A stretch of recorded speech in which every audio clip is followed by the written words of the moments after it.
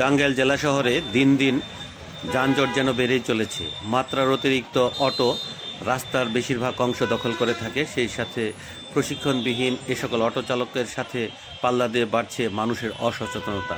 সব কিছু মিলে টাঙ্গাইল বটতলা মোড়ে যে চিত্র দেখতে পাচ্ছেন, একই চিত্র টাঙ্গাইল শহরের বিভিন্ন এলাকায় লক্ষ্য করা যাচ্ছে।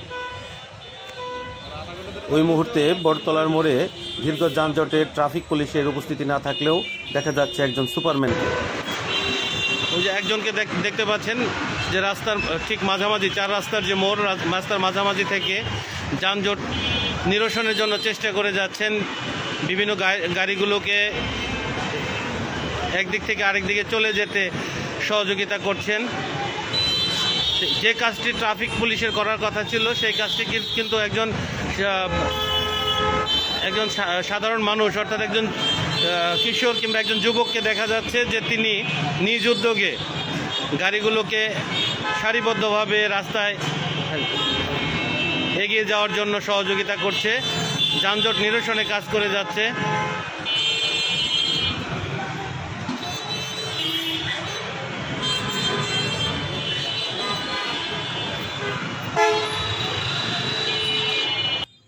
টাঙ্গাইল জেলা শহরের বটতলা সহ বিভিন্ন গুরুত্বপূর্ণ পয়েন্টগুলোতে সবসময় যানজট লেগেই থাকে, যে কারণে শহরের বিভিন্ন মানুষকে সময় মতো তাদের গন্তব্যে পৌঁছতে না পারার যে দুঃখ, যে কষ্ট, সেটি নিয়ে কথা শুনতে হয়, কথা বলতে হয়। টাঙ্গাইল বটতলা মোড়ে প্রায় আধা ঘন্টারও অধিক সময় যানজট ছিল, কিন্তু সেই যানজট নিরসনে কোনো ট্রাফিক পুলিশের উপস্থিতি কিন্তু আমরা লক্ষ্য করিনি।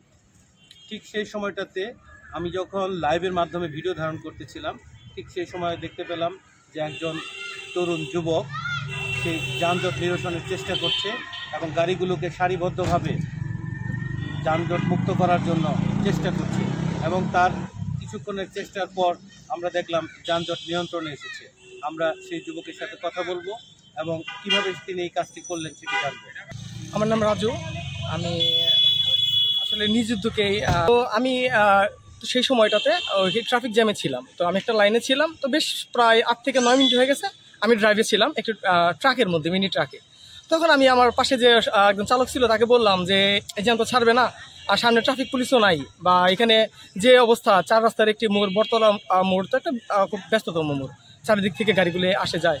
তো এখানে আমি অনেক সময় থাকার পরে ভাবলাম যে না, একটু এগিয়ে যাই। পরে নিজে একটু এগিয়ে গেছি, যাওয়ার পরে নিজের ফোন থেকে একটা ভিডিও করার জন্য ও আছে যে আসলে আমি কাকে কি বলবো। তো ভিডিওটা দেখলে হয়তো অনেকেই মনে করবে যে না, ভিডিও করতেছে, যে এখানে আমার ফল্ট করা যাবে না, ভুল করা যাবে না। তো আমি চিন্তা করে নিজ উদ্যোগে গাড়ি থেকে নেমে যায় আমি পরে নিয়ন্ত্রণের খুব চেষ্টা করি যে এখানে যে যেদিকে যাবে। মূলত এখানে আমাদের জ্যামটার কারণ হচ্ছে যে নিয়ম না জানার কারণে, বেশি এই অনিয়মের কারণে আর কি যানজটটা হয়। কারণ কেউ ডানে মন নিবে, সেটা ডানে চেপে যেতেছে, কেউ বামে মন নিবে, সে ডান দিকে যেতেছে। এক একজন এক এক দিকে থেকে আসতেছে, কিন্তু কেউ কারো মতিগতি বুঝতেছে না যে কে কোন দিকে যাবে, সবারই তাড়াহুড়া।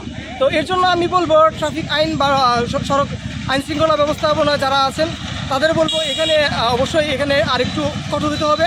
আর বিশেষ করে যারা অটো রিক্সা বা সিএনজি বা অন্যান্য যানবাহন যারা চালায়, সবারই নিয়মের মধ্যে আসতে হবে। আসলে নিয়ন্ত্রণ কেন করতে হবে? কারণ নিয়ন্ত্রণ করতে হয় তখনই যখন এখানে নিয়ন্ত্রণের বাইরে যখন চলে যায়। যেমন আজকে আমি এখানে গেলাম, ওখানে ট্রাফিক পুলিশ ছিল না, নিজ উদ্যোগে আমি যে এখানে একটা যানজট দূর করার জন্য যে আমি যে নেমে গেলাম, এটা কী কারণে গেলাম, দেখলাম এগুলো ও শুধু জ্যামটা বাজছে, শুধু মানে এখানে হচ্ছে একজন আগে বা পরে গেলেই জ্যামটা বাজে না, সবাই একসাথে যাবে। রাস্তার মধ্যে তো এই মানে 12 ফিট, 15 ফিট বা 18 ফিট, 20 ফিট, 22 ফিট বা 30, 40 ফিট, যদি 100 ফিটও থাকে রাস্তা, যদি নিয়ম না জানে বা নিয়ম না মানে, তাহলে 100 ফিট কি 1000 ফিট থাকলেও রাস্তা ক্লিয়ার রাখা সম্ভব হবে না, রাস্তা ওই ট্রাফিক পুলিশ থাকলেও কাজ হবে না।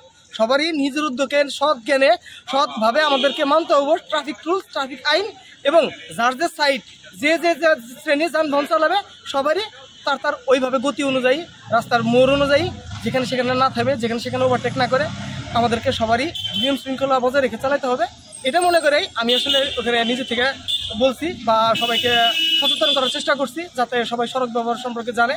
আর মোটামুটি আমি একজন গাড়ি চালক, এবং গাড়ি চালানোর পাশাপাশি আমি গাড়ি চালানো শেখাই। সবাইকে ট্রাফিক রুলস সম্পর্কে এবং সকল সড়ক ব্যবহারকারীকে সতর্ক করে থাকি। এটা আমার খুব ভালো লাগে নিজের থেকে।